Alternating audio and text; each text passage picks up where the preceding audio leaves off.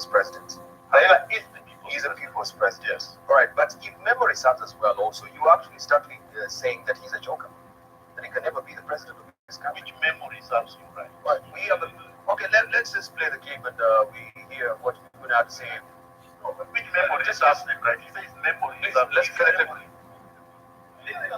Okay. A statesman, a person who means what they say and say what they mean. And if the Honorable Uhuru Kenyatta can deliver it, he will defeat them anytime he runs. What about Baba? Baba. Baba. No, I'm going to call anybody Baba. While you were away, Baba became Baba. The Joker cannot be president. But you know, they look at he's not going to be president. They're looking at Nigeria, some of them, and saying Buhari tried 4 times. Buhari was already a president, remember? Yes. Buhari was a strong man. Odinga. Does Odinga know how to run a country? He doesn't know how to run ODM. He doesn't know how to run any of his counties. He doesn't know how to run anything. As it means, because you know rallies, what it involves, yes, that you have money and you have a lot of unemployed youth that can come to a rally and they clap at you for you. That's all. That's not running a machinery. Does he know what it involves to take power? I asked them the last time, even if you are voted, do you know how to enter the State House road, the gate? Do you know how to get there? You could be elected, but will you get through the State House road and go into State House? Through gate D. Yeah, whatever gate. And then once you get in, to get power, the instruments, and to maintain the instruments of power. Does he know how to do that? But you said he won in 2022. But that's why he did not get into State House, because he won, but he did not get sworn in. I was trying to make him get sworn in. I was trying to tell him how to get sworn in, and he refused. What do you mean he refused? But Raila refused. He's not president. He's the one who refused to be president. He would be president. Yeah, correct. You see, if you guys are getting this completely wrong, what did I say there? I said Raila refused to be sworn in 2007 when he won. It is the truth. No. No. You played a long clip and I'm going to respond. This one you're going to allow me to respond. Raila refused to be president in 2007. I said it. But this time I'm saying he must be president because he won again and his victory was stolen. I said completely accurate things there. You cannot criticize what I said. And if you were to compare what I said, no, listen. If you have to compare what I said with what William Ruto said about Uhuru Kenyatta, who is now his partner, or what Uhuru Kenyatta said about William Ruto in 2007, then your memory is completely gone. Viguna, when you look at that particular editorial cartoon, what do you have to say?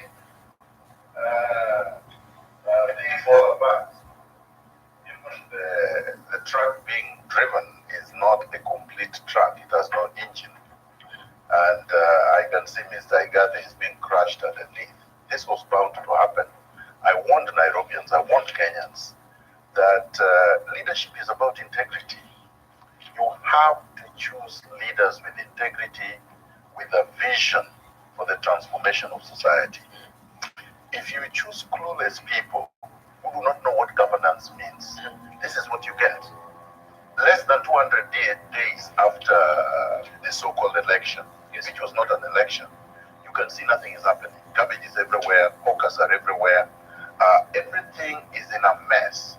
And the man who is supposed to be governor goes to City Hall at night when everybody has left. Should you be tapped maybe to actually deputize Sonko, will you?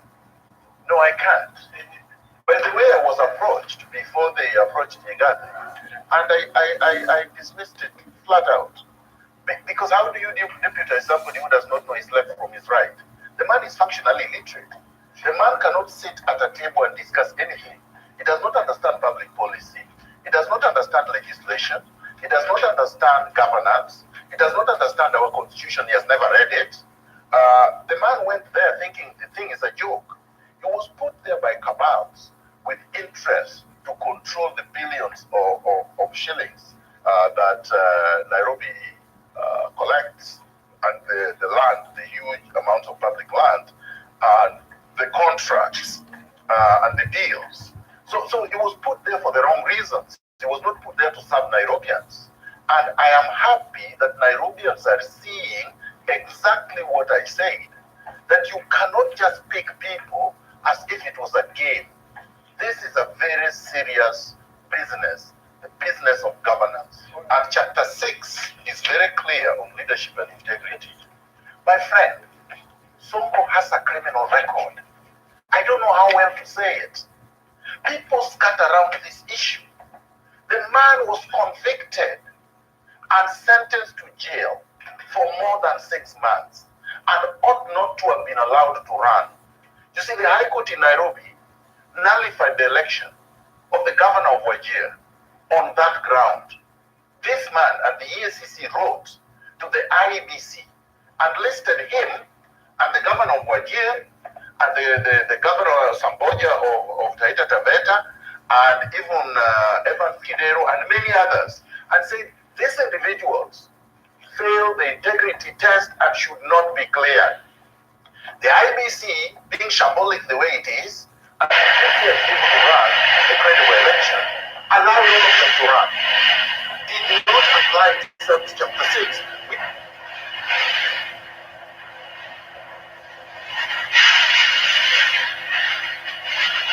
Him on Kenyans as a nominated member of parliament after Arap Too had been forced to relinquish his nominated MP's position, was nothing, was a nobody, had never held a job, had never earned a living, had never had any experience, had no certificate, not even a primary school certificate. Uhuru Kenyatta has messed up Kenyans' lives, has messed up the country, bankrupted the country, because he has never managed even a chicken coop.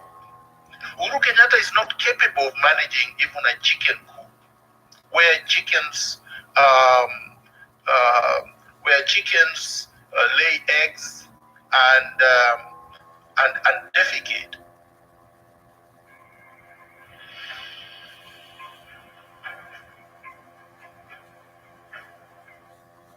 Move Kibaki in the ensuing elections of 2007, and he won that election. And he said that Kibaki represented everything bad with Kenya, that Kibaki was a dictator, that Kibaki was a tribalist, that Kibaki was a looter. And he said Uhuru too was a looter, that Uhuru represented the very worst. He represented the legacy of his father, the thief, his father, the murderer, his father, the tribalist. Raila then concocted something called Pentagon and made Musalia Mudavadi, William Ruto, Joseph Nyaga, Charity Ngilu, and many others to join him on his way to Damascus. He won the elections of 2007. Kibaki stole the elections. Kibaki refused to leave power. We then decided to resist Kibaki's electoral coup and pushed Kibaki to the wall. Kibaki could not even leave State House to go to church. The international community was on our side. The international media was on our side. The local media was largely on our side. The civil society was on our side. Then all of a sudden, Raila crumbled. His sycophant said I was rigid, compromising, that the national accord entrenched in the constitution was now our silver bullet. The national accord and reconciliation was now dangled as now the best golden diamond route to Damascus. That Raila's so-called legions of supporters were thrilled, were excited. They were going to be liberated. At long last, hooray, they shouted. Well, alas, within less than 2 years, Kibaki had made that road completely impassable with minefields everywhere. Amos Wako was then the Attorney General, gatekeeping for Kibaki. Mudhaura was then the head of the civil service and the secretary to the cabinet, gatekeeping for Kibaki. Kimemia was gatekeeping for Kibaki. Many of the current despotic surrogates and messengers were gatekeeping for Kibaki, and they made Raila's road to Damascus impossible to walk or run or sit on. And that dream blew up on Raila's face. Kofi Annan left and went to Geneva to his white wife, and Raila could not move. Raila then said, well, we are going to make another road, maybe a bridge. Maybe we are going to take a helicopter or a jet and fly to Damascus. Came around and formed something called CORD. It was a coalition, another coalition. And then they said over the IBC, we are going to create a new electoral commission. We disband the old ones. Kriegler was called in. Kriegler gave a good report. Kriegler made recommendations that are yet to see the light of day. Justice Waki was appointed to head the Waki Commission. Waki came up with wonderful recommendations. Those recommendations are yet to see the day, the light of day. Sorry, comrades. Mikuna and others were then told to initiate a draft for a new constitution. We were going to have a referendum, another referendum. That this then was a supersonic bullet that was now going to ensure that nobody steals elections again. That the Electoral Commission will never be controlled by the person in power, the president. We had a new constitution. We went around the country. We spent hundreds of billions of Kenya shillings that could have educated millions of Kenyans, that would have created tens of hundreds of thousands of jobs, that would have opened up factories that would have employed thousands of Kenyans, that would have constructed houses for the homeless, that would have been able to transform all the slums and provided them with clean running water and sanitation, that could have made sure that all Kenyans did not die of hunger. We spent that amount of money and drafted a constitution, took it to a referendum, and Kenyans ratified it. The constitution provides for wonderful bills of rights, the right to free expression, the right to assembly, the right to conscience, the right to one man, one vote, and term limits. Article 142.2 says, a president or anyone holding the office of chief executive cannot be in power for more than 2 terms, whether the 2 terms constitutes 10 years or less.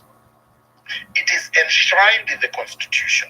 Kenyans no longer wanted a president to stay for life like Jomo Kenyatta did, or to stay for more than 20 years like Moi did, to brutalize them, to impose himself. They then created independent institutions. Parliament, the judiciary, and the executive were clearly separated, their powers delineated and entrenched. This was to be a check and balance on the executive. The police service was separated from the executive and was made independent. The judiciary was no longer going to get telephone calls from State House on how to make decisions. The National Intelligence Service was made a service, not a secret service, not a special branch, not a special police for the president. We had independence, the Kenya National Commission for Human Rights, to protect everybody's right. It was now the road to Canaan. Then what happened? Uhuru stole the elections of 2013, and Raila was unable to galvanize his strength, silver bullet, the last bullet. Raila said he was ready to die. He was ready to sacrifice his life for Kenya's democratic and democratic liberation. That he was ready to sacrifice his life and leave a legacy of freedom, leave a legacy of liberation, leave a legacy of justice, leave a legacy of equity and freedom. No, he didn't. Elections were stolen. The Supreme Court did its part and nullified them and said that the IBC servers and KIMS kits have to be opened and be forensically audited so that we know exactly what happened, so that this could not happen again. Raila let the judiciary down. Raila let freedom fighters down. He curled his tail between his legs, with Orengo following him like a zombie, and he surrendered to Uhuru Kenyatta. I swore him in, even though I was not supporting him, because he had won an election. I swore him in to end electoral injustice. I swore Raila in to push back against the culture of impunity. I sacrificed my comfort, my profession, my life, risked everything so that we could get electoral and social justice. And instead of Raila standing firm, Raila curled his tail between his legs again. This was now the 7th curling of the tail. Raila turned and betrayed me. Behind my back, he conspired with Uhuru Kenyatta, agreed that I should be abducted from my house. They conspired to kill me, hoping that nobody would know what happened because I lived alone. They exploded their way inside my house and attempted to abduct me. Had I not forewarned the media and lawyers and the world, just as they exploded their way into my house, I would have disappeared like Chris Msando. Nobody would have known what happened to me. They would have said it was thugs. Luckily, God was on my side. My ancestors were protecting me. The people and the NRM comrades knew what was happening and rushed to my house. That is what saved my life. Instead of taking me to court, charging me and letting me defend myself, the cowards tortured me, sedated me, and forced me out of Kenya twice. On February 6, 2018 and on March 29, 2018, despite 15 valid court orders.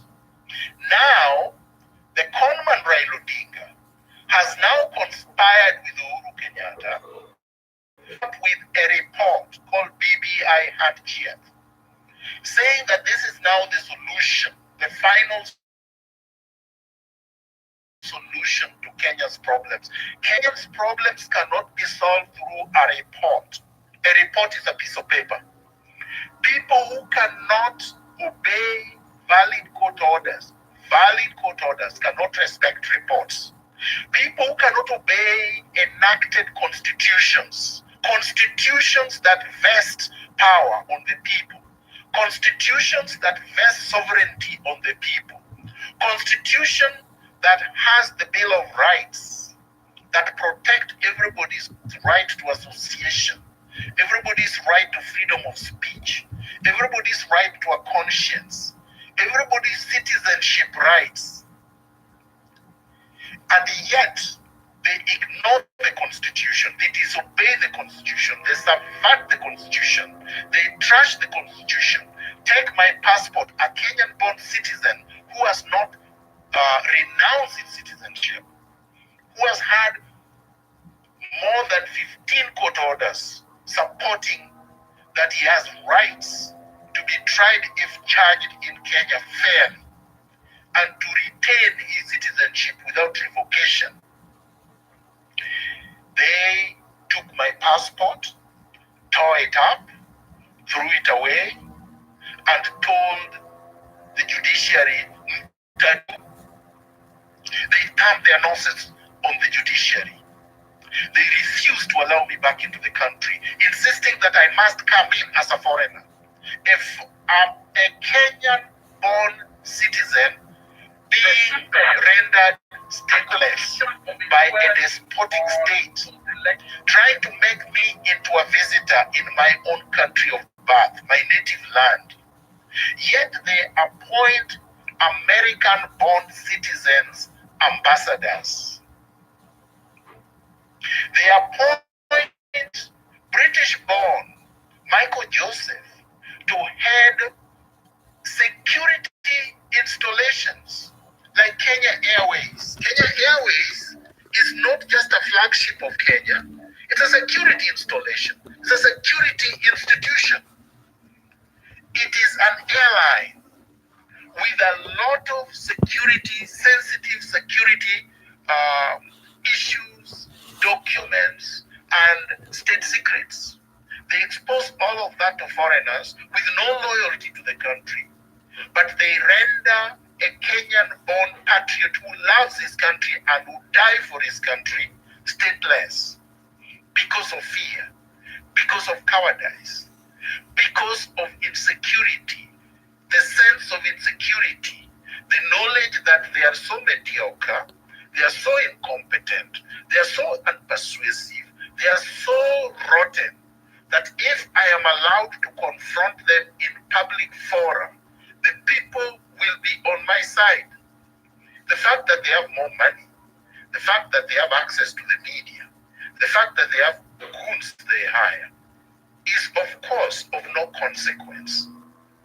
Historically, the powerful with money and weapons have not won against the truth, against courage, against fearlessness, against patriotism, against a clear conscience of visionary leaders with integrity.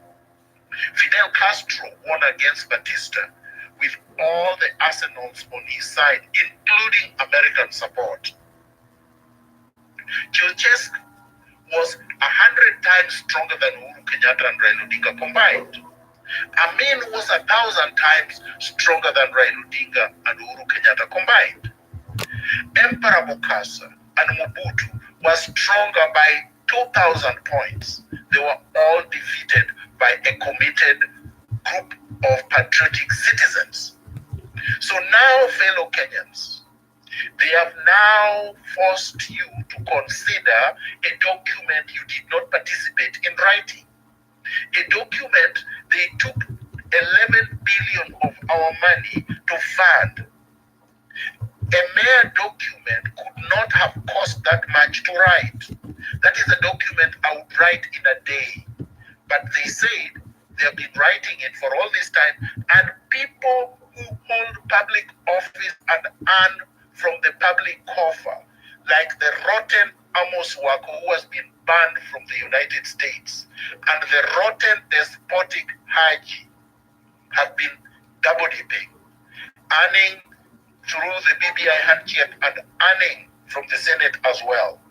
People like Adam Solo have been earning at the University of Nairobi and earning through the BBI handshake as well. People like Paul Mwangi have been earning at Raila's office state public money and at the same time earning through the BBI. People like NIS, Bone Breaker Kimani, have been doing the same. This is a rotten group that stole public money, that have drafted a rotten document to extend Uhuru Kenyatta's tenure at the head of government and the head of state, illegitimate head of government and head of state. It must be rejected on the basis of a poisoned process, on the basis that it is a result of connivance and conspiracy of two individuals with an agenda to perpetuate impunity. The fact that the only intention that these people came together to paper over problems they have caused is because they want to create a system in Kenya where only the children of the rich and the children of the powerful can access public office, where theft is the gateway to prosperity, not hard work, not creativity, not innovation, and not resourcefulness. We must say no to the BBI handkerchief. Today, Tuesday, November 26th, as they unveil their rotten document, the Kenya Revolutionary Front hammer falls on the two despots once more. I urge all Kenyans to reject the BBI handshake. Reject BBI. Viva.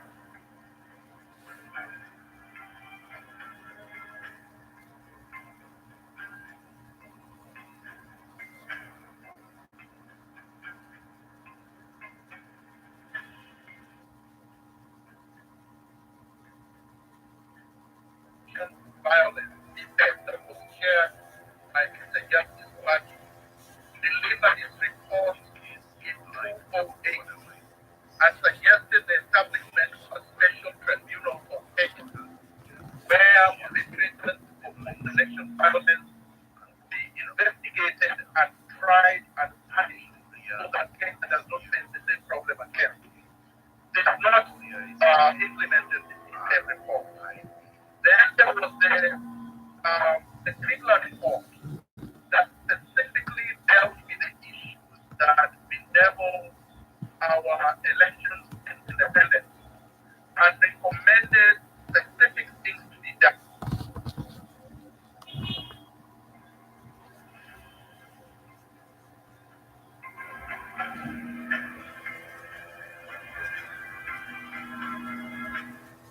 And there was absolutely and have been absolutely no restrictions and no restraints. There are no red alerts to any other capital. So this proves that the red alert that the Kenyan government gave is illegal. Number three, the reasons that Okengo Matiang'i purportedly gave contradict the other reasons that the same illegitimate government has given before. Just this week, their so-called spokesman, Oguna, had said that I was unruly. Today, Matiang'i did not say I was unruly. Matiang'i claimed that there is some kind of law, an act of parliament, that needed to be changed for me to be able to travel back to Kenya. So just to address that issue, first, an act of parliament could not have been just passed in relation to me. An act of parliament cannot just restrict my movement, and no other citizens' movement. Number two, the constitution is the supreme law of the land, not an act of parliament. Number three, the arguments that Okengo Matiang'i is using to restrict my movement on entry to Kenya are reasons that they had already presented to the High Court before Justice Luka Kimaru, and they lost that argument when Justice Luka Kimaru ruled against them. The same arguments Okengo Matiang'i used before Justice Chacha Mwita, and Justice Chacha Mwita ruled against him. He then appealed to the Court of Appeal, and he lost that appeal. The second appeal, he withdrew before the matter went to the full hearing. So Okengo Matiang'i cannot appeal to the Court of Public Opinion. He can only appeal to the Supreme Court. He has not appealed because he knows he will lose. Finally, I am a Kenyan-born citizen who has never renounced his citizenship. If there is any issue pertaining to my passport or ID or anything else they want to cook up, the best forum is the courts of law in Kenya. And the best way to deal with it is to allow me to enter Kenya, take me to court, and let's see who wins. And once I have won, like I have won, they must obey court orders. Further, on the 6th of January 2020, Justice Correa ruled, and that ruling is still valid, it has not been overturned, that number one, I must be allowed to enter Kenya unconditionally. Unconditionally means there should be no conditions placed by anyone restricting my entry. Number two, he said that if there is demand that I must produce a document, a travel document, quote unquote, my national identity card, which I have, is in my possession, is enough to allow me entry. Justice Correa further ruled that in the event that whoever wants to restrict my entry insists on a passport, the passport that was taken from me illegally by Okengo Matiang'i on February 6, 2018, would be adequate to be used in the form in which they delivered it to the registry at the High Court in Limani, Kenya. In other words, the judge said the perforated passport will be deemed valid for purposes of travel. I can use it to enter Kenya and I can use it to leave Kenya. Furthermore, the valid court orders that have been rendered in my favor, there are now 37 different court orders, are enough to facilitate my entry. Justice Correa and many other judges previously ordered that I should be facilitated back to Kenya because I was removed illegally from Kenya on February 6th, 2018. In other words, the Kenya government is compelled to buy a ticket, an air ticket for me, and to take me back to my home. That criminal reform has not been implemented. Then we had the Justice and Reconciliation Reform that was shared by where they found me. I have now used over $10,000 for travel alone every time I have attempted to return to Kenya. That money has come from my pocket. Okengo Matiang'i has not paid the fines following his conviction by Justice Odunga. He has not served time since he was convicted of contempt. He has also not paid the $7 million that they were ordered to pay. They have not paid the $270,000 that they were ordered to pay for the repair of my house that they destroyed.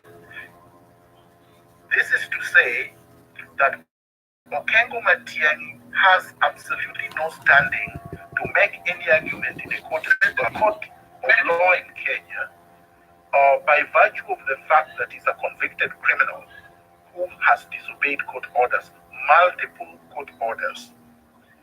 This is not a matter that Kenyans should treat as a simple matter. It goes to the foundations of the rule of law. It goes to the foundations of the principle of constitutionalism. It goes to the foundations of democracy.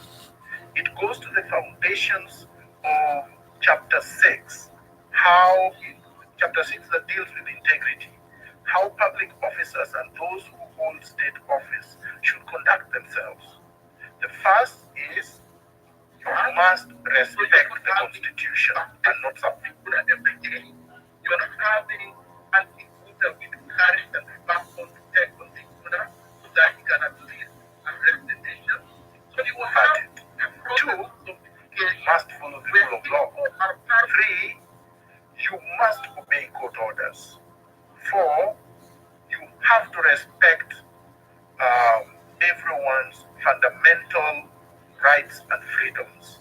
And lastly, you have to serve Kenyans. A state or public officer holds their office in trust for Kenyan citizens. I'm a Kenyan citizen. It is a duty of Uhuru Kenyatta, Fred Matiang'i, Kihalangwa, and their contemners to uphold the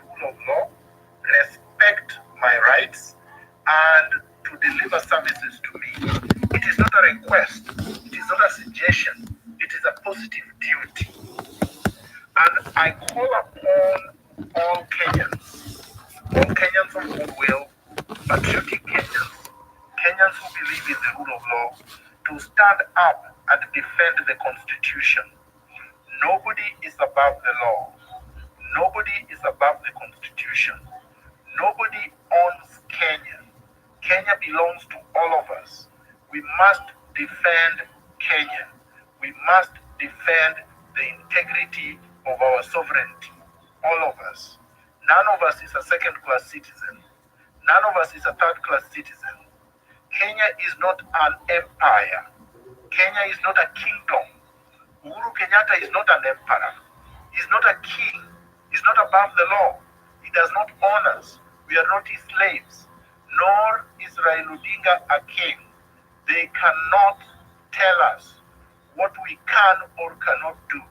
The only thing that tells us what we can or cannot do is the supreme law, the Constitution of the Republic of Kenya. That is the Constitution of Kenya 2010. And it is the Constitution of Kenya 2010 that governs all our conduct. And if there is a dispute as to what a constitutional provision means, or what a particular legislation means, it goes to court. And once the court has pronounced itself, that settles the issue. Viva!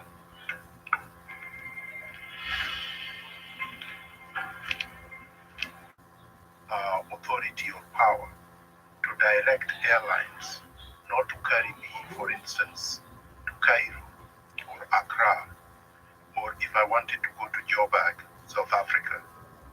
That would be an overreach, because no government can control the airspace of another.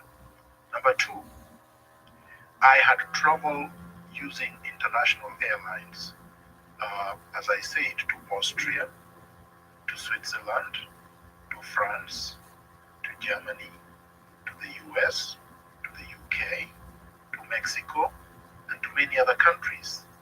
And there was absolutely and have been absolutely no restrictions and no restraints. There are no red alerts to any other capital. So this proves that the red alert that the Kenyan government gave is illegal. Number three, the reasons that Okengo Matiang'i purportedly gave contradict the other reasons that the same legitimate government has given before, just this week. Their so-called spokesman, Oguna, had said that I was unruly. Today, Matiang'i did not say I was unruly. Matiang'i claimed that there is some kind of law, an act of parliament, that needed to be changed for to be able to travel back again. So just to address that issue, first, an act of parliament could not have been just passed in relation to me. An act of parliament cannot just restrict my movement, and no other citizen. Dr. Nigula, I want to read your quote from your Number two, colleague, Dr. Nigula. the Constitution is the supreme law of the land. Let me be Not clear. The imperative for progressive forces is to send both Ruto and the dynasty home. But if God forbid we must suffer one Ruto, him we have a fighting chance. If we do not approve the dynasties in 2022, they will enslave up to our grandchildren. Do you agree with that view? First of all, can you hear me?